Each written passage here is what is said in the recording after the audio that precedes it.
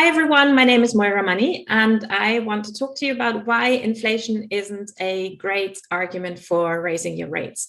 And I've had this discussion with a few of my coaching clients recently, and so I thought I'd share that with everyone today.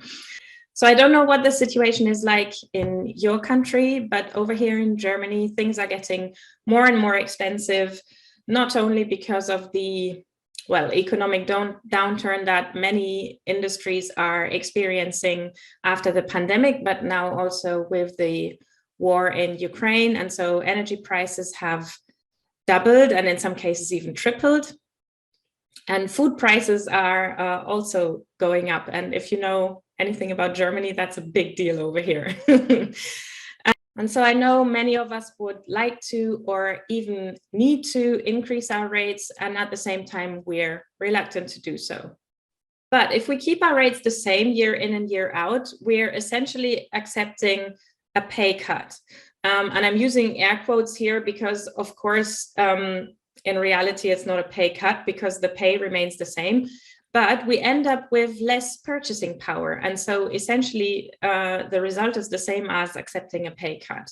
Now, if your clients are used to you increasing your rates every year in line with inflation by like 2 to 4%, then by all means, keep doing that. But if you, like many of us, haven't increased your rates in a while, you might want or need a more substantial increase. And I mean, if you look at inflation rates at the moment, in Germany, it's 7% in April 2022, same as in the UK. In the US, I think last time I checked, it was 8%. And I know some of you are watching in countries where even those rates of inflation seem really low. So what I'm going to say is going to be just as relevant for you. So let's say you're looking to increase your rate from 10 cents a word to 12 cents a word, just for argument's sake. That's a 20% increase.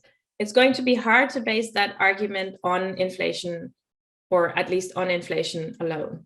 And really, when you base your negotiation on the increasing rate of inflation, you're really inviting a lot of counter arguments. Because if you say, okay, I need to increase my rates because I haven't done so for a while and my cost of living has really gone up, then your client might just come back with, okay, so has mine. My cost of living has gone up too.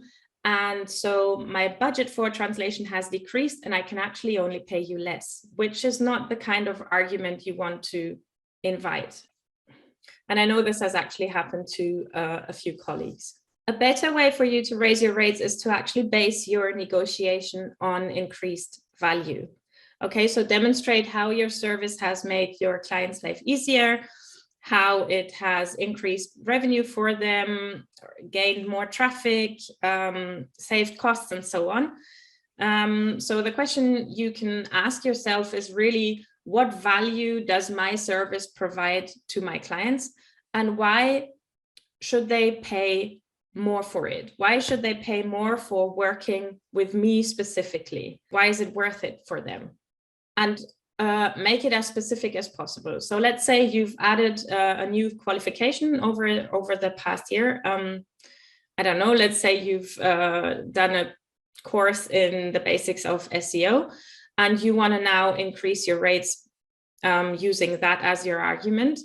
Then by all means do so, but also include why that's actually important for your client. Don't just list your qualifications, okay? So you could say, I've now completed this qualification, and because of it, I'm able to provide an even better service to you because it will attract more traffic to your website, and that will mean more potential sales for you, or whatever the case is.